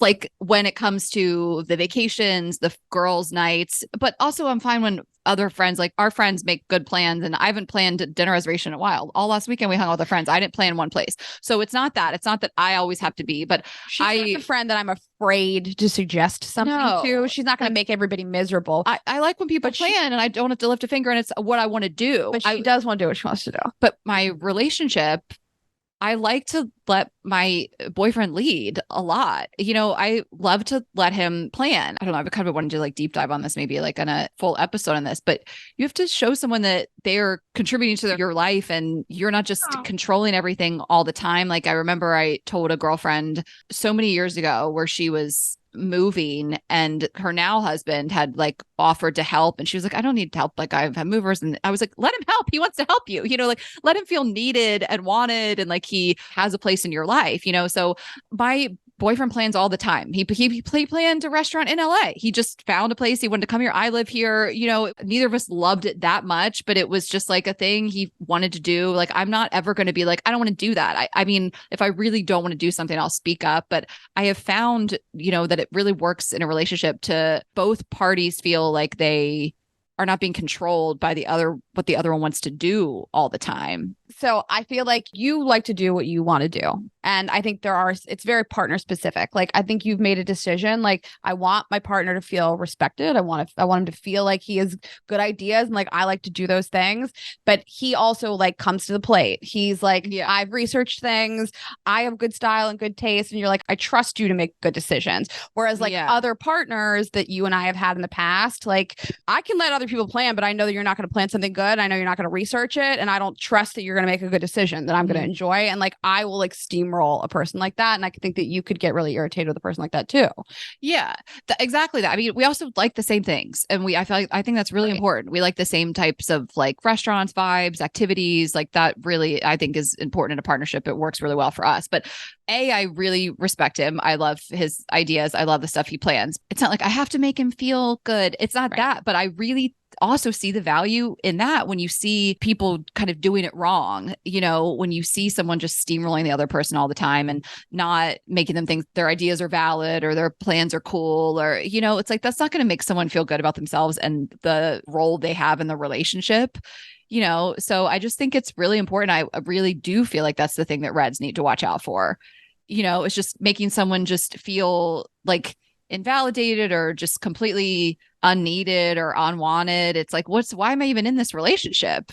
Yeah. And if I find somebody who's a little bit like, I don't trust you to sort of clean up your side of the street, I will become like hyper red almost. Like I will be like, I'm making the decision. Right. I'm going to ask you every granular thing about like, did you pack correctly? Did you get to the airport on time? Like, I guess yellowy, but I know that those kind of people don't serve me. And so I wouldn't make a decision to date somebody like that again. Like you want to be with somebody you trust, that they got their shit together. Like, I think that like you trust that your partner like can get to an airport, book a hotel, plan a trip, research restaurants, make a reservation. He's not an idiot, but like a lot of men can't do those things. And when they start not doing those things, that breeds mistrust. Like, you guys are a good sort of like figure eight, I want to tell you like one example, Michaela. Like, he planned this restaurant and it was he lives in Boston. So we go there and I guess he'd been there years prior and he had like a good experience. And so he wanted to take me. It was a Mexican place. He knows I love Mexican food. So it was like our date night of the weekend. I dressed up. I had like a Burberry top on. I had like a skirt, and he loves to dress nice too. So we were like date night ready. We went to this place. Upon walking in, I was like, oh no, I hate it. And I was like, don't do it. And I was like, he planned this. And like, I'm thinking to myself, like, I just shouldn't be here. I feel like there's like a table of like 18-year-olds, like it felt it's a bottomless brunch kind of place. It just was not the vibe. It was just, oh my God, it wasn't the vibe for our sexy date night, and so we sit down at like, this shitty table. They brought my margarita. I was like, I'm going to do it. I'm going to order a drink. I'm going to just shut the fuck up. He planned this. They brought me, the straw was like a pink curly straw. I'm like, no, I can't be like, are we at like, I have to leave. So he was like, this is a little different than last time I was here. He's like looking around. I'm like, okay, maybe he hates it too. So I went into the bathroom and I like looked at my outfit in the mirror. I'm like, I'm not eating here. Like, I was like, this is not it. Like, this is our special date night. We're long distance. We don't get a lot of these. And I go back out and he was like, you hate it here. And I was like, you do too. And he was like, absolutely. And he's on the horn making another reservation. We ended up going to another place down the street. And in that moment, I was like, I already knew like, this is my man, but I was like, God, I love that we both felt that way, because I would have felt so like snobby or bitchy, you know, being like, I hate this vibe. And he's like, what? I planned this date for you. What? You can't like just enjoy this restaurant. And, you know, there was something about it. I was like, God, we really do get each other. That's what I'm saying. Like, you guys are a good, like, circle eight. Like, when I start getting like that, I don't really like the energy of somebody saying to me, why don't you just relax? Yes. What's the big deal? I find it really instigative. So I don't need to be on the same page with you every second all the time, but I'd like you to at least validate how I'm feeling. And I really hate when somebody starts like poking at you like that. And you're like, oh, we are really not on like when I start to talk shit, I want you to talk shit with me. Right. Like, don't tell me it's just not a big deal. Yeah. It was a major moment in the relationship because I feel like I've been in relationships before where someone would have been like, you're being high maintenance and a brat. Yeah, just enjoy the meal. And I'm like, that's not it. Did you see the straw? That's so funny. That's like such, because my husband's red, and that story reminded me of our first date because we went somewhere and he was like, and it was our first date, so we don't really know each other yet. And he got a little red about the place. He's like, and he was right, but I'm very whatever. I don't care. You know, like that's just me. But because he was like, I can't, I was like, let's go. And I feel like because we went to the wrong place first, I think that's why we worked out, honestly, because so that's such a funny thing because like just having a red husband, I have a red teenage daughter too. Like, don't, they're right. They're correct. You know, like you're always right. I think sometimes you're like, not you specifically, I am like a little too whatever to your own detriment. And it's nice to have a partner. Like I probably would have just stayed at that restaurant. I would have been like, I don't love this, but I'm in town with my long distance boyfriend. Like I probably would have stayed, but that's to my own detriment. And it's helpful for me to have another person with me that's like, this table isn't good or this restaurant isn't good. And then I go have a better experience. You would have stayed. You would not have stayed. I don't know how bad that place was. You both told me really bad. You know what I'm saying? No, like sometimes, okay, I'll give like Ashley I've never seen her be rude to wait staff. So don't take it like that. But like Ashley's always the person that's like, this table's not going to do. Like she'll stay in between us. Then she'll go get us another table. I don't say that to the server. Not a bitch to the server. I'm just like, let me go handle this. Yes. And it's never rude, but like, I will just take the table, not the worst table, but we had brunch at this place on Sunday and I got there first and we had a bad table and I just didn't ask. Well, I got made fun of for wanting to move. And then I just think that if you beat me, wouldn't have stayed at the table. Yeah, I was late. I was like, I don't have a say in this. We're not, uprooting everybody. So I can chill. I can deal with it. But to me, there's like this part of me and this, like, I've worked on this. This was a big flaw of mine when there's something that I feel like there's a little bit too much pressure on it. Like I need it to be perfect and it's harder for me to roll with the punches. So just honestly, if I lived in the same city as him and we went to that restaurant and we were going out to dinner every other night, I probably wouldn't have had so much pressure on it. But I was like, this is like our special date night of the weekend. Like we dressed up, we got to get out of here. And it worked out. So, but I love that he supported who you are, because right there, and I see a lot of red aura women not get supported for who they are because they have an opinion, they have a voice, and having a voice doesn't mean you're a bitch. It means this is how I show my love. I make sure that we have a great place to have our energy spent together. And I don't want to sit 2 feet away from somebody else. And I don't know, your whole vision you gave me of that Mexican restaurant sounds really dirty or something. So I actually just thought of a description. It was giving like Margaritaville, which is like what you want sometimes, like nobody loves a chain more than us, but that was the vibe. It was giving like tourist trap in Panama City Beach, and so I was just like, this is not the vibe. And I'm sure the food was great. I'm never going to name them by name because now we have like really buried them. But listen, time and a place. When I see my boyfriend once every other week, not the place. I love what you said about red aura women also, and just being told by a partner, maybe you're a little too much sometimes. And, over the years, we've gotten so many messages from women saying like, am I too much? Am I too extra? Is anybody going to love me because I'm so XYZ? And I think that red aura women probably feel like that sometimes because they've chosen partners that made them feel like that invalidate them, that make them feel like they're being ridiculous and too much and impossible. And I use those words in quotes because you're being that way because it's authentic to you, and you have to find a partner that's going to make you almost feel like they like lighten the load. Like your partner, I feel like lightens the load for you. Yeah. Like you don't have to feel like I have to be in charge of this or everything's going to be awful. 100%. He's not like that. Yeah. And so you don't have to be made to feel like I want things a certain way and I'm a monster because of it. He likes that about you. Yeah. And he also just like lets me be when I want to get a new table and it's not all the time. I think that would be exhausting. I want to be clear. That's not how I move through the world. I'm not just constantly like, not this, has to be perfect. I'm a rational person, but like there are some things that are probably pretty quirky to me, but probably, neurotic here and there. And he like rolls with it. And I don't feel like shamed about it. So I do think that's important for red women. Yeah, and that was my whole thing. It's like, give people, when you're red or dating, give people the opportunity to take care of you, give people the opportunity to support you, give people the opportunity to plan for you too, which you did.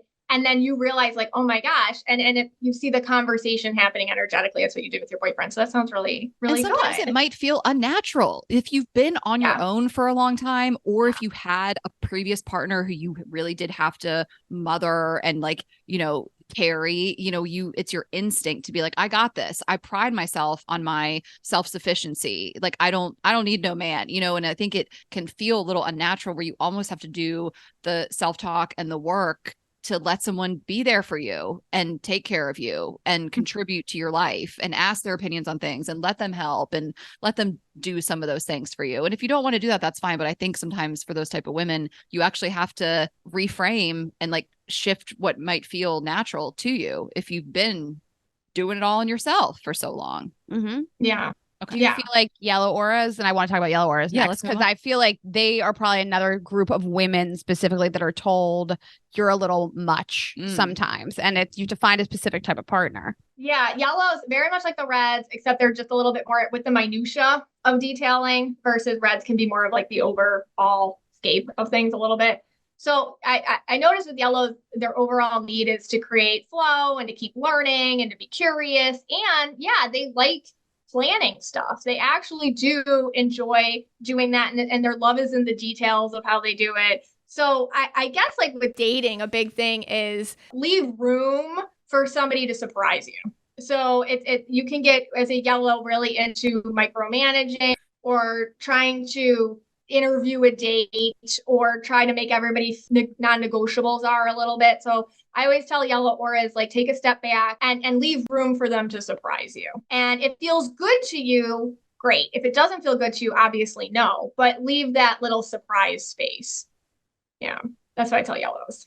Yeah. And are they they're the hate surprises type of aura, you know, like, right? The kind that just wants to.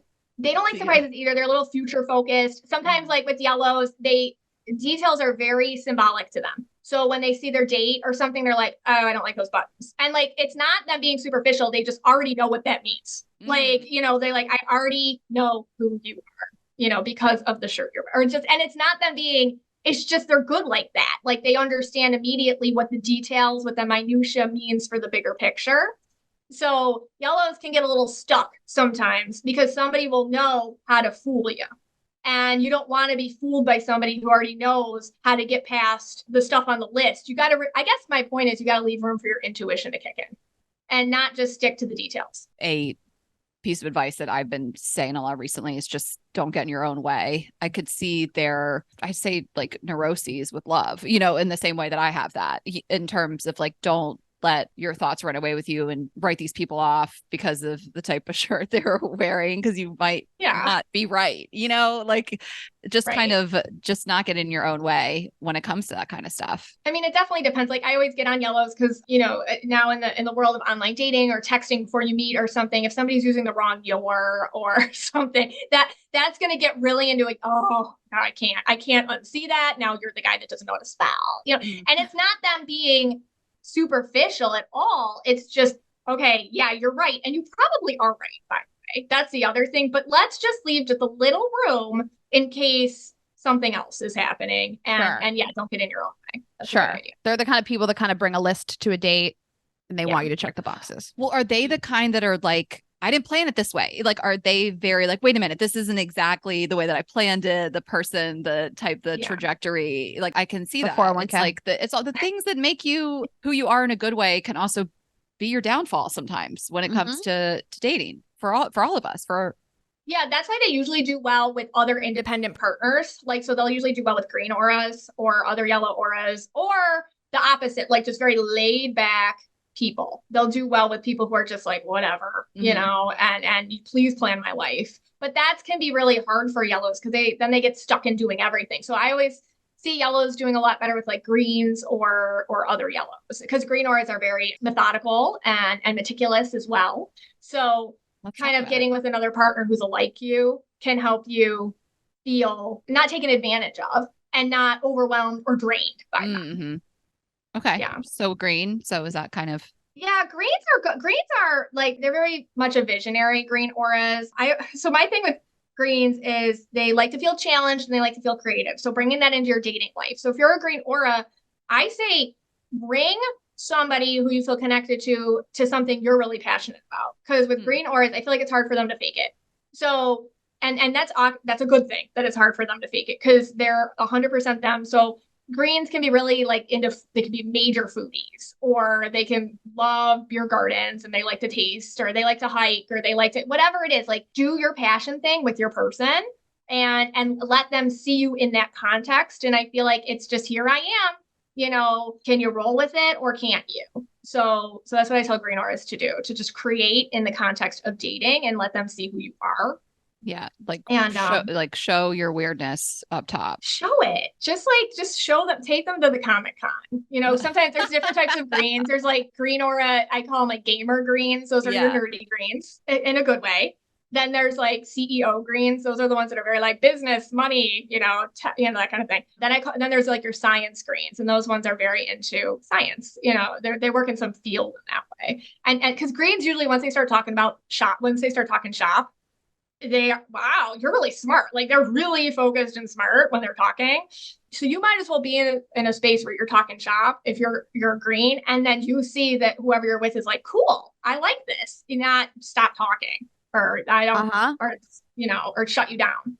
I think green people could be really successful on dating apps because if you have this thing that's really like specific and unique to you, like I see a lot of dating apps. We see this all the time. People would say like, I love going to the beach. I like long road trips. It's like most people list things that everybody likes, but green people really have the opportunity to list out what makes you like very, very unique and lean into that. Yeah.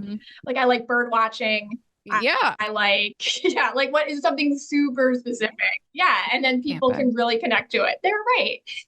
I would say there's mostly green people on the apps, by the way, because I feel like it's harder for them to sometimes, not all the greens, but I think a good chunk of greens, it's harder for them to make a first move conversationally. They do better a little bit like easing in with the pictures and whatnot. Okay. Okay. And then finally, purples I just see them, we talked about this a little bit, just they have to feel like they're creating and that they have room to evolve, I guess, is a big thing for purples. So how to make that feeling and practice it in the context of dating would be, I guess, just like allowing yourself a lot, like you were saying, Rayna, like not oversharing, understanding that you don't have to share everything right away about yourself or taking a step back. And because I feel like with purples, they're like all on the table. Here it is, everything. Sometimes purples can get a little confused with like drama versus something that's actually like good for you. I'm purple too. So this isn't me just talking at you. This is like me talking about myself. Like drama isn't interest. Drama is like there's two separate things, and talking about stuff that is, kind of more 5D than 3D, a lot of spiritual stuff. So I guess, show yourself in a way that's not exactly detail oriented, more about what you like or what you think or what you believe, not like the details of your life so much in your dating, and then see how people connect. Because purples end up getting shamed a lot. They get told like you're weird or you're wacky or I don't like that, or they get judged. They're very open to a lot of judgment. So just kind of being yourself and then seeing if you get any hint of judgment, be like, okay, we're done here, because you just have to put it all out there. So that's my advice to purples who are dating.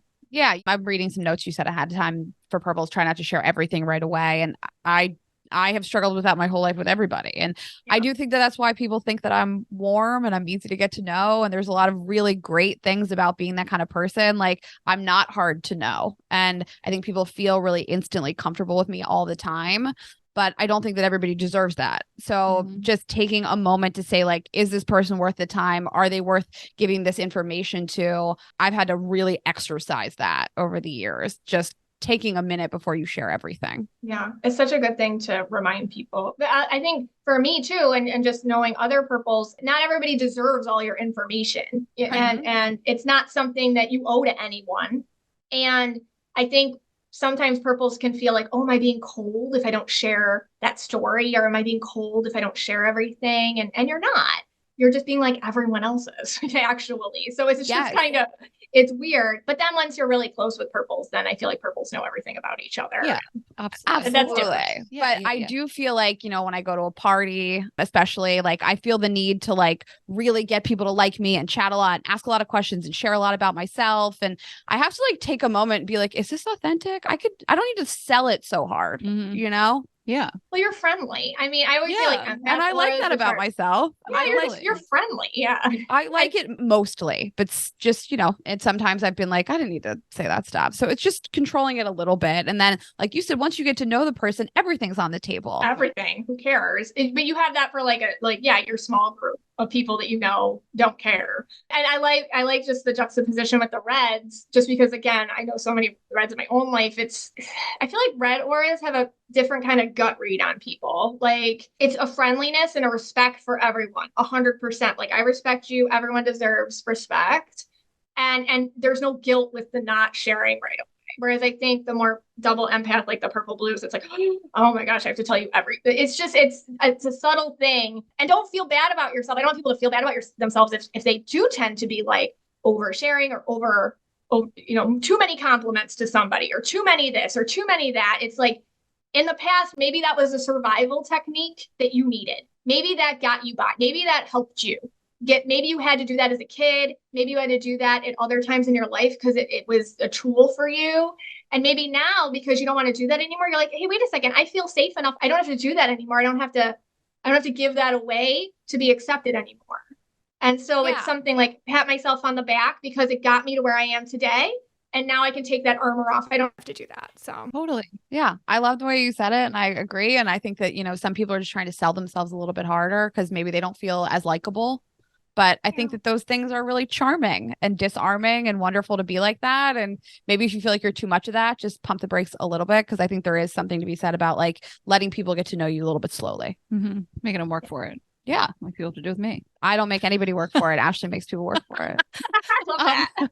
Well, Michaela, we wanted to end with a couple readings. We wanted to put you on the spot because we just want our audience to know that you haven't, whatever, they believe you, they believe us, but we just want to do this like with everybody knowing that you're getting these photos like on the spot. You haven't had any time to prep. So I was going to send you a photo of my boyfriend and see what you have to say. And then Rayna, you want to do like two? I pulled hinge matches from today. These guys that asked me out. People should go back and listen to this. You are so just dead on. You have not had no time to look these people up, who they are, what their names are, nothing. Michaela, do you want a picture of us or just him solo? What do you like better? You can do both, actually. And as long as I see his eyes. That's exactly what you're going to want to But yeah, do both because then I can do like you together and then him separate, which is cute. And then the hinge matches, just send me like whatever you got. Do you have screenshots? I took these are 3 different guys, but we could do 2. Okay. I love this. I was just at a New Year's Eve party and there was a single girl and she was showing me. I'm like, no, I like to swipe with them. I'm like, no. Oh my God. If you did that with me, I would pay you so much money to just come over. Oh no, I just do it. Like, I just love doing it. I'm like, oh my God, weird. Okay, this is yours. So I sent you 3 hinge matches of 3 guys that just have asked me out this week. You know anything about them? Only because, so if I say something, you can confirm it or not? I don't really know anything about them. I just want to look at it and be like, out of all 3, I like the one with the dog a little bit the best. Okay. That's the one I've been enjoying talking to the most. Yeah. So I like him the best. So I'm just drawn to him the most. So let's take a look. I don't know how much you know about him. I get something with this, like close to females in his family. So I wonder if he's got a sister that he's close to or something like that. I get something with like, I wonder if he has a niece or something. He feels family oriented because I get he's loves female relationships in his family and he's a good listener. His colors, he's green and he's what I call blue to go, which is like a blue indigo mashup. I feel like he's been single for a while. I get that he likes long-term. I feel like he's been, how do I put this? Like, I feel like his family is worried about him because he always gets in with the wrong people. I feel like he always gets in with women who are messes and he has to like bail them out of something. And I feel like his family's like, oh my God. But he's got kind of this Pollyanna view on love. So it's okay. He just keeps trying. I like him. He seems really sweet to me. My only red flags with him would be, I feel like he can be a little, I don't want to say this in case you guys become something, but boring. Like the first maybe date or so. It takes him a while to warm up. That's what I would say. He's like the total guy I would be like, hey, let's go on a date doing what you like to do. Because I'd like to see his personality like shine with that. Okay. The kid thing, he has a photo with a nephew, not a niece, but he's a Midwest guy. He looks nice. Okay. I'm drawn to the one that's in front of the lake. So Let's do him. Yeah. let's do him. Okay. So this one, I just don't get, like, if he has money, he's weird with it. So I'm just,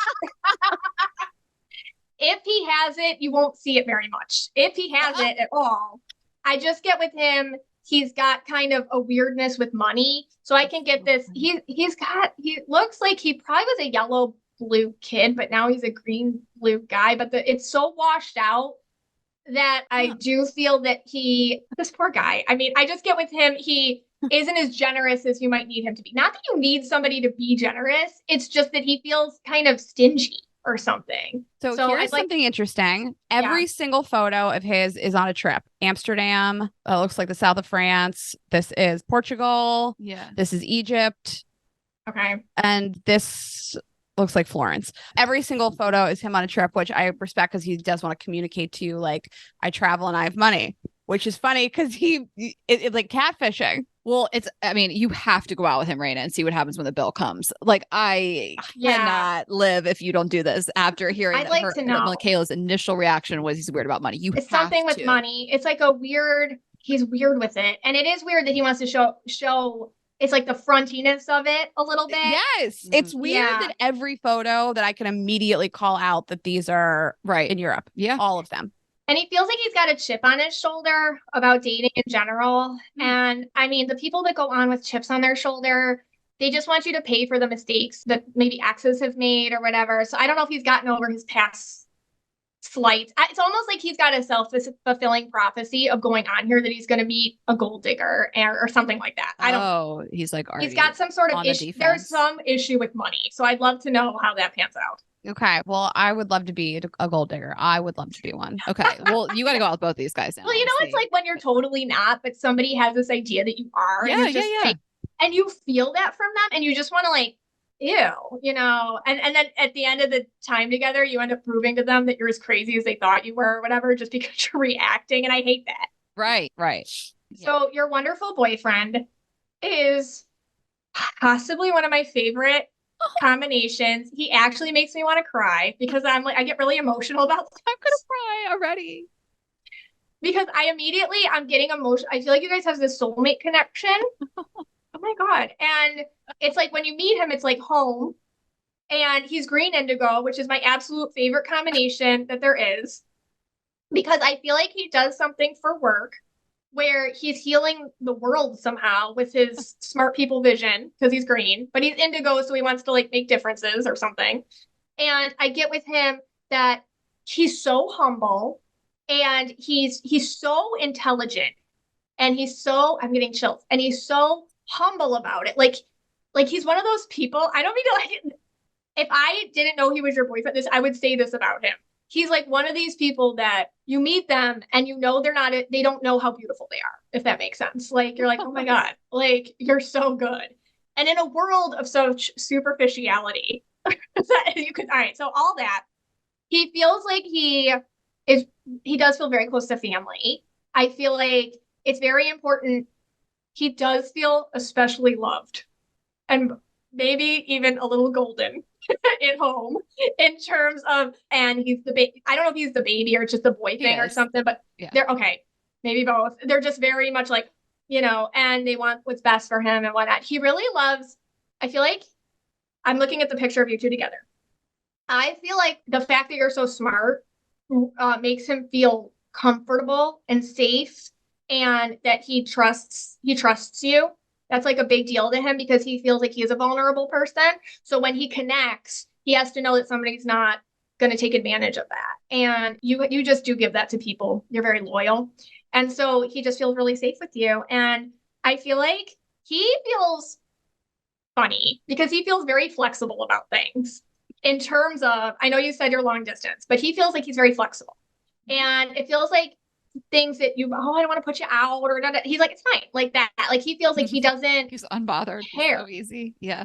And he really doesn't. And you letting him in your life, like, I think it's like what you said, especially like with the date, like you letting him in your life and allowing him to kind of he knows what a big deal that is. But I do get with him, you don't just, and this is, I'm getting directly this from Spirit. I don't know what this means, but they're saying you don't just become his, I feel like this is like very intense. Like you don't just become his wife, like you become family.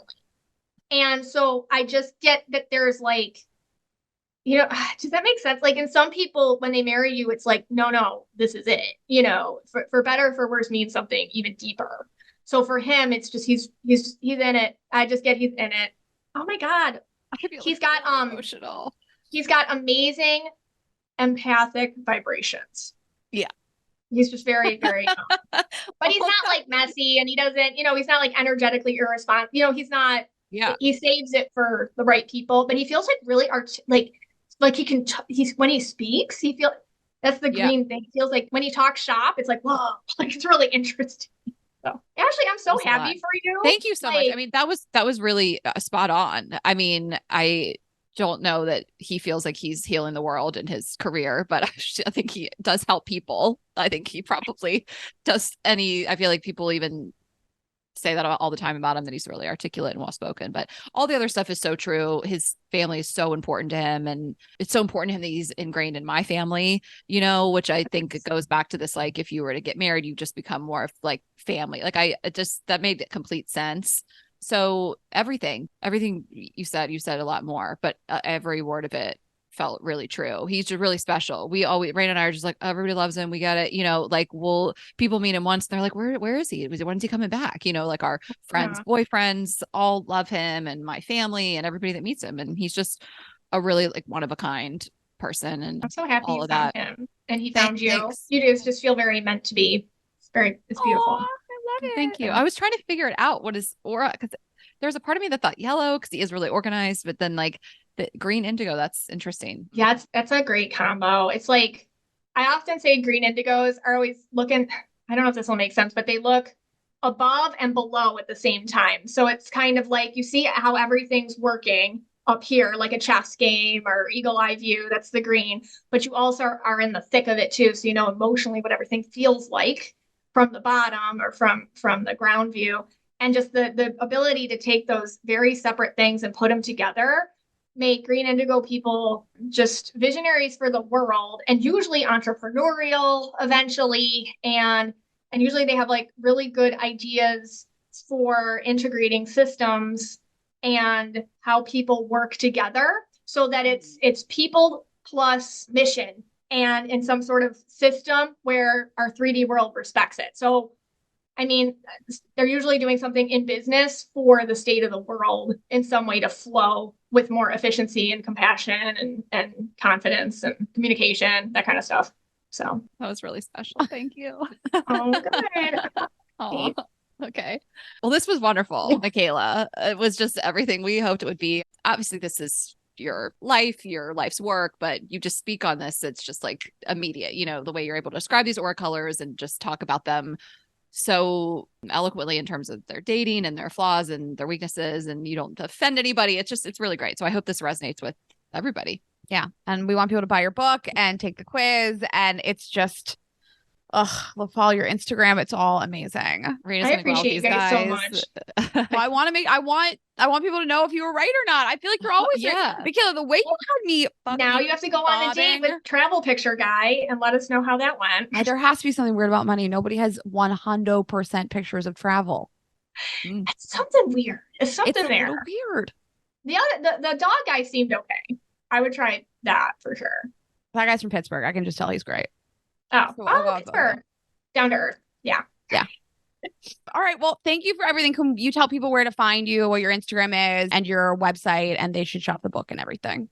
Yeah, you can find me at Mystic Michaela on Instagram. My book is What's My Aura, wherever you buy books. And you can take my quiz in there. And my podcast is Know Your Aura with Mystic Michaela. And thank you so much for having me on, you guys. Thanks for getting it. Thanks for everything. We love you so much. Thank you for everything. Yes. And of course, you guys, girlsgottaeat.com is our website. Girls Gotta Eat podcast is our Instagram and TikTok. I'm Ash Hess. Rayna is Rayna.Greenberg, and our other company, Vibes Only, vibesonly.com and Vibes Only on Instagram. Subscribe on YouTube, share this episode with a friend, and we will see you next week. Have a good week, guys. Bye.